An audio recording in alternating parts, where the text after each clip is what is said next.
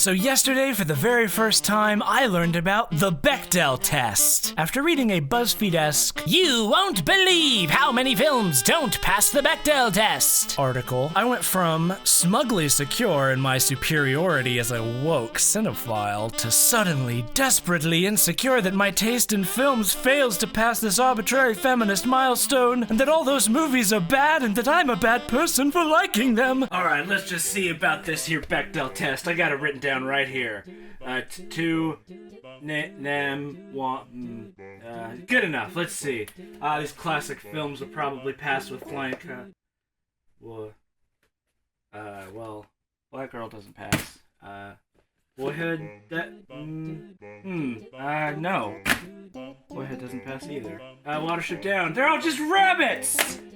Of course that fails. All that jazz. That fails. Before Trilogy? Oh no, definitely fails. I'm sorry, Satyajit Ray. I'm so sorry. I'm so sorry. Take them all! Just take them all! No. 3 colors. A poo. Damn you, Bechdel test! What have you done to cinema? God, these feminists on their white horses, trampling free speech like a baby in Bolshevik Russia. Who will defend us from the oppression of these devilish rhetorical masterminds? Who will liberate us from beneath the iron boot heel of Alison Bechdel and her feminist stormtroopers? All is lost, all is lost. Wait, who is that emerging from the mist? A savior? Could it be? It is! Kyle Smith, conservative media critic and blamer of video games for robbing a generation of men of their productivity. Finally, a rational man to put Pandora back in her box! That is the correct metaphor, right? If you like art, don't take the Bechdel test. Bean counters come up with a meaningless way to measure whether movies pass the feminist litmus test. Wait, isn't the Bechdel test the feminist litmus test that you're talking about? So, like, what you're saying is the bean counters are coming up with a meaningless way to measure whether movies pass the Bechdel test, so they're measuring the measurement, not what.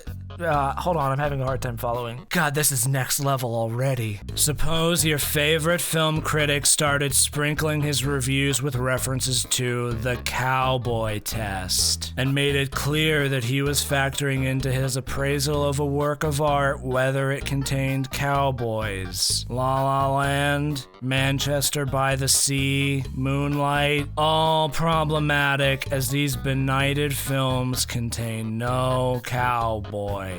Oh my god, somebody finally gets it! I've been saying for years that cowboys and women are exactly the same as representative filmic populations. All my professors said I was mad, but you understand, don't you, Kyle? Don't you? Come over to my house, come into my closet, I have a whole diagram. We can compare notes! But no odder than the Bechdel test, a feminist litmus test that is currently being thrown around by movie critics as an important way to assess the quality, or at least the political correctness, of a film. Ah, yes, the Bechdel test, that great abiding law of the land which is just now, in 2017, being used by feminist media critics across the land to make sweeping, qualitative judgments about a highly subjective art form. Thank goodness we have Kyle Smith here to call out the oppression inherent in the Bechdel strictures, because apparently I haven't even noticed it being used by most critics. This is likely just a sampling error on my part and not a flaw in Kyle's thesis. Neither of these two tests gives you any hint as to the worth of a film, and furthermore, neither of them tells you anything about a film's general feminist wokeness. It doesn't even tell you whether the film is entirely about a woman. Lots of films that have female protagonists fail the Bechdel test. You're right, both tests are equally as meritless. I mean, one of them has been widely studied and written about by academics for decades, and the other one you just made up for funsies, but this is art criticism, not astrophysics, damn it! Kyle goes on to point out examples of great films that fail the Bechdel test, like Citizen Kane, Harry Potter, The Godfather, Star Wars, and Avatar. Yes, that great Hollywood classic remembered fondly to this day. He then points out that Sofia Coppola has been making great feminist movies her entire career, and she's never even heard of the Bechdel test, so that's like a good point to bring up. Oh, but her movies don't always pass the Bechdel test, so that's like, yeah, take that, feminists! Some promoters of the Bechdel test, stung by the many many writers who have pointed out its utter vapidity and uselessness say it isn't meant to be a litmus test, but rather a strategy for drawing attention to the general way women are sidelined in Hollywood. But movies aren't intended to be a proper demographic cross-section of America. Hollywood movies, you see, they're about people on the extremes of society, and these people tend to be men. And men tend to be the ones creating them because men are the ones who are on the extremes of society. It's a nice little closed loop there, you see? Women, on the other hand, all they can do is low-budget indie movies because their stories tend to focus on ordinary people with real-world problems. Ugh. Do you see the problem here? Kyle is making a classic sampling error that because there aren't very many big-budget films written and directed by or starring women, it must be because this is just how things are and not anything systemic. What's fun about this thesis is that the solution involves doing absolutely nothing, so hey, that's convenient. It might be true that there would be more women prominently featured in movies if more women were writing and directing more movies. But it might also be true that the reason there aren't as many women making films is that women's movie ideas aren't commercial enough for Hollywood studios. To be slightly less reductionist than the Bechdel test, women tend to write movies about relationships and men tend to write movies about aliens and shootouts. Have a wander through the sci-fi and fantasy section of your local bookstore. How many of these books authors are female? Yet these are where the big movie ideas come from. If a woman wants the next Lord of the Rings style franchise to pass the Bechdel test, then a woman should come up with a story with as much earning potential as J.R.R. Tolkien's. Yeah, it's the women's fault that there's no female representation, because they're all just sitting around looking at their vaginas in a mirror and writing poetry. I mean, it's not like women write some of the most successful and popular science fiction and fantasy of our time. Oh no. Oh no! But it's all young adult fiction, so it doesn't count. It kind of astounds me that it's easier to believe that women, as a subsection of the human population, are just less successful writers than men, rather than maybe that we live in a kind of patriarchal society where the output of men is valued more than the output of women. I mean, maybe, you know. I don't get this article. The Bechdel test? The Bechdel test? This is the hill you're gonna die on? I haven't heard anyone seriously cite the Bechdel test since like 2013. I mean, yeah, when you first hear about it and you're not an asshole, it's eye-opening to realize how many films fail to pass even this simple metric. But in practice, you quickly realize that it just doesn't work as a nuanced critical theory you can apply to films to get new insight. It's just a pattern that people noticed and said, hey, that kind of sucks that that's a thing. Which, you know, is true. Even Alison Bechdel herself thinks it's a simplistic and non-comprehensive metric. So why all of this fuss? Well, you know, the easy thing would be to say that Kyle Smith is a bit of a sexist, wouldn't it? Although to be fair, as he pointed out to Entertainment Weekly, he doesn't outright say that women's ideas are less commercial, just that they might be. He's not sexist, he's just trying to start a conversation. And oh, what a conversation it's been. It's easy to pick on this dumb little article because it's poorly written and full of fallacies, and maybe it's hypocritical of me to make such a big deal of one guy making a big deal of a trend that isn't even really a trend, but you know, sometimes you just need to do something nice for yourself.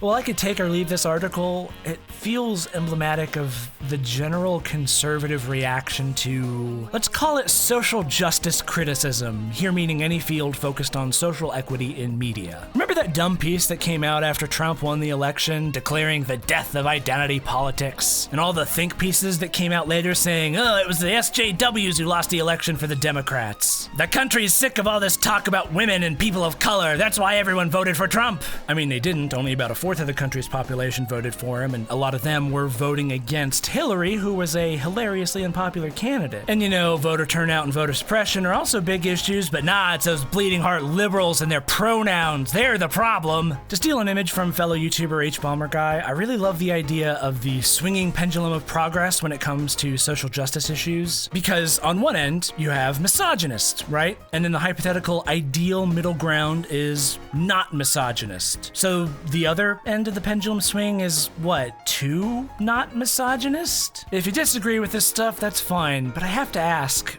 who is it hurting?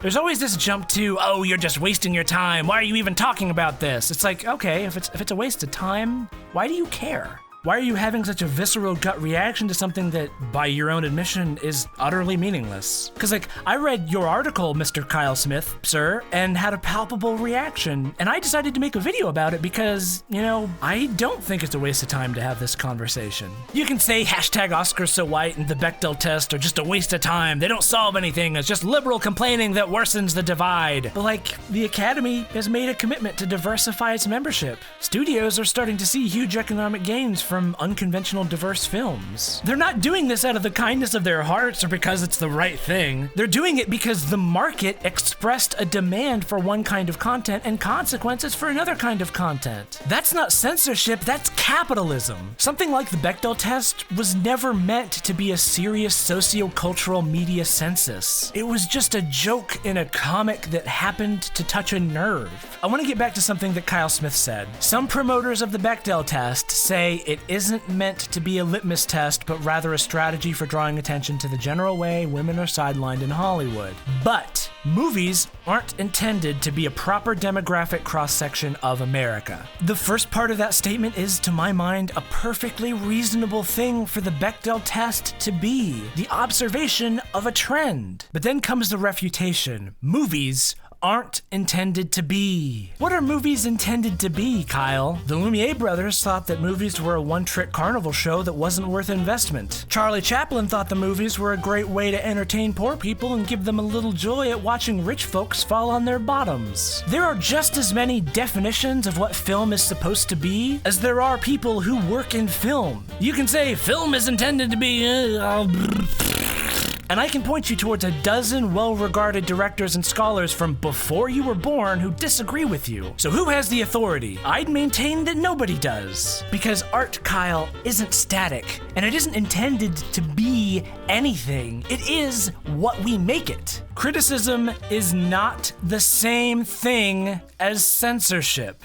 Criticism is pointing out trends, drawing comparisons, making arguments. Some criticism sucks, some doesn't, whatever, that's the discourse. When nobody goes to see the new Ghost in the Shell because a bunch of media critics crowed about how its cast was whitewashed, that isn't censorship, that's just a function of the free market. See, for the moment, you're allowed to make any movie you want, however you want, and nobody will stop you. You're allowed to write bad criticism and post it online for everybody to see. You're allowed to tweet dumb things for no reason. Whatever, man, live your life. But I'm also then allowed to make this video. And other people are allowed to react however they choose. Because you see, freedom of speech doesn't stop at the first degree. It's like a merry-go-round, Kyle. It just keeps going. So next time you're feeling chuffed about the SJWs and their whole thing, maybe approach the subject with a little more intellectual honesty. Instead of making fun of and dismissing the people you disagree with, try at least pretending that you and your opponent are standing on even ground and refuting their claims on even terms. Otherwise, sarcastic assholes like me are gonna show up out of the woodwork to do the opposite of the thing I'm telling you to do and just make the whole atmosphere worse. Be better than me, Kyle! Save the discourse! Do it for all the brave films that failed the Bechdel test!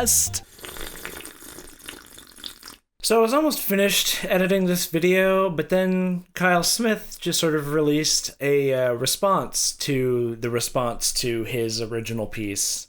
And I felt compelled to include it in this video. I don't want to spend too much time on this because he kind of just doubles down on the points that he already made in his first article, and I feel like the rest of this video does a pretty good job of kind of pointing out the flawed logic in a lot of his arguments. So Kyle starts off with like a faux apology that turns into not only am I right, but I'm more convinced than I was right than I was a week ago, which not exactly the best way to bridge the gap between you and your critics, but, you know, such is life. So I'm of two minds about this because this article is clearly a response to kind of the mocking that happened as a result of his first, and on the one hand, you say stupid shit on the internet, you get made fun of, that's just kind of how it goes. But on the other hand, I've actually spent a lot of time thinking about whether this video is helpful. I joke that I'm doing it for myself because it's fun, and I did have a lot of fun doing it, but at the same time, I don't know if it's going to convince people who think that the Bechdel test is a waste of time that it isn't a waste of time, and if anything, it might convince them that I am hostile towards them. So I feel bad for kind of contributing to this air of, mocking people you disagree with, but what I keep coming back to is that he doesn't make any of his arguments in good faith. He's not approaching the subject as someone who has ever really thought about it seriously, it seems like. It's more just that he found the idea ridiculous from the start, and he continues to find the idea ridiculous, and he refuses to hear why the Bechdel test is even remotely useful. Anyway, that's how I justify making this video, I guess. So anyway, Kyle says that the response to his original article pointed out to him the structural flaw in the argument of the Bechdel test. And to highlight this flaw, he puts up a nice little mock debate between himself and they, where they say women are underrepresented in film, and he says, prove it. And they say, well, we have the Bechdel test. And he says, well, the Bechdel test doesn't work because Sofia Coppola made feminist movies her whole career, and she never even heard of the Bechdel test. And then they say, oh, well, but that's true because the Bechdel test is a flawed thing, and it's just meant to point out systemic oppression, you're blah, blah, blah. And he says, okay, so prove that women are underrepresented in film, and the whole thing is trying to point out circular logic, and I have a hard time figuring out how to approach this because that doesn't sound circular to me, because again, the Bechdel test being a way of pointing out just a general trend without any positive or negative connotations, just the basic trend that women are underrepresented in Hollywood, that's a perfectly fine thing for it to be. What you do with that information is up to you. The Bechdel test is a useful question, but it's just a question. It's the answer that you have to spend time on. And Kyle says, if women don't like it, they should use their market power to change on the supply or demand side, which, isn't that what this is? Isn't that what's happening? Isn't that why Wonder Woman is, the highest grossing movie of the year so far?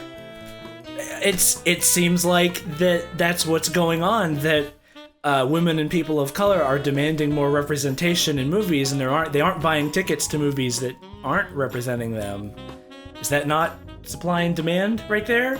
It seems like Hollywood is making an effort to hire more women and people of color in roles in front of and behind the camera. Is that not supply and demand? I don't know, it just sounds like coincidence to me. Hi, Shell. Meow. So Kyle ends on the point that the audience doesn't care if it's Patty Jenkins that directed Wonder Woman or Patrick Jenkins, which I think is demonstrably untrue.